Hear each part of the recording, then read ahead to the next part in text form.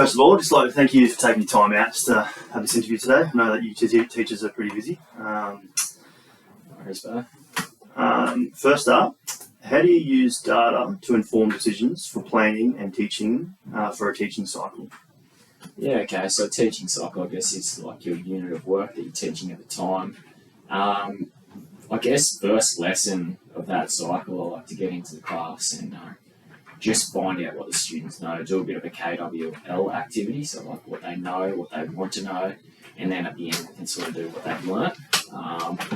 We can also do some sort of little pre-test quizzes at stages, depending on what the content is. That might be in the form of a Google form or other. That just gives us a bit of a gauge on where they're at. And then I guess it's recurring sort of brainstorms and questioning. Yeah. Perfect.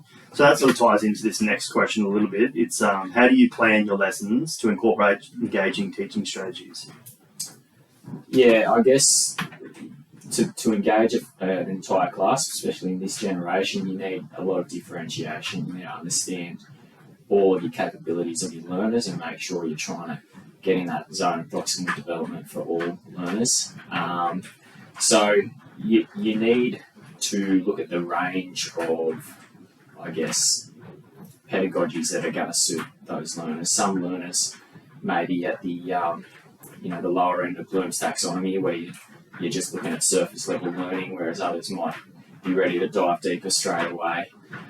When you're doing activities, you need to sort of, I guess, start at the top so that all learners can learn, and then have that opportunity for extension. So I guess structuring your lesson in a way that there's surface level learning at the start, there's building of knowledge, but then the opportunity to dive deeper and actually transfer that learning towards the back end of the lesson is really important.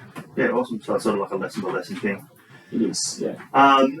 Within that, engaging with the teaching practices and strategies, do you collaborate with other teachers in your faculty when you're actually doing that process to better understand what you're going to be doing in those lessons? Yeah.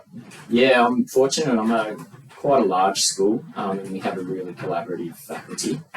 So there's 10 in a PDHB department, and 6 classes on 1 year level. So we're often having a chat about what we're doing in that lesson and where we're up to, and what the best way to get that content across is. So yeah, definitely collaborate.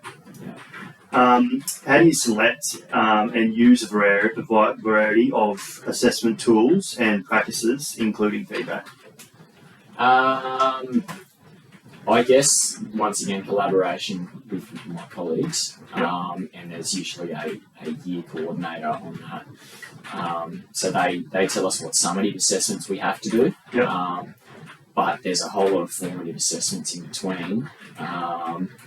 And I guess it's just working out where your kids are at, and using, I guess, and that's through formative assessment, that's through questioning throughout the lesson, exit tickets, you brainstorm at the start, and then working towards summative assessments towards the back end of those units of work. Yeah.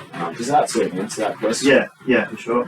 And then during this process, do you ever sort of communicate or get in touch with carers and parents just to sort of also generate that feedback of where a student's at? Yeah. If need be. So that'd be more for your lower percentage students who are really struggling with task, whether it is understanding the task or completing the task, or it might be a task that they need to do at home, and they just struggle with support at home. So definitely getting in touch there with the parents, or even if the students just haven't completed the task and need a bit of support from home. Yeah, awesome. And then how do you make judgments on the quality of students' work and engage in the moderation process? As I mentioned before, we have a really collaborative faculty. So on summative tasks where students hand in something, we sit down as a group of that year level teachers, and we go through a variety of different responses and basically get a couple of exemplars for A level, B level, C level, Yep. right down the list, so that we've got those exemplars, and then we can go off with those exemplars and mark our work accordingly. So that's a real moderation process there. Yeah, awesome. So yeah, just collaborating during the moderation process. Absolutely. And how do you measure the impact of your teaching that it's having on your students' learning? I guess lesson by lesson with student engagement. That's your recurring, ongoing sort of feedback, student questioning. Exit tickets at the end of each lesson is a really good way of knowing, what students have learnt that lesson and where they're at with their knowledge base. And with exit tickets, maybe making them randomised rather than the same students giving you the same feedback, because they're the ones always listening in the lesson. Yeah, cool. And then I guess towards the end we've got our more summative assessments at the end of the unit generally, or more formal assessments.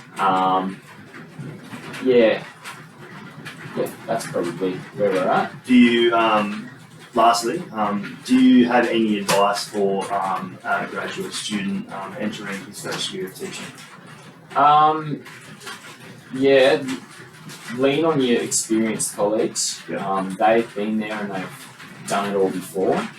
But also know that you've come out of university with a lot of, up-to-date knowledge and strategies, and you've probably got a lot of energy to try and employ them into the classroom. Yeah. So be a bit creative, explore what works for you, build those relationships with your kids, and if you're having a good time in the classroom and you're delivering that content in a manner that is engaging, then they're naturally going to learn.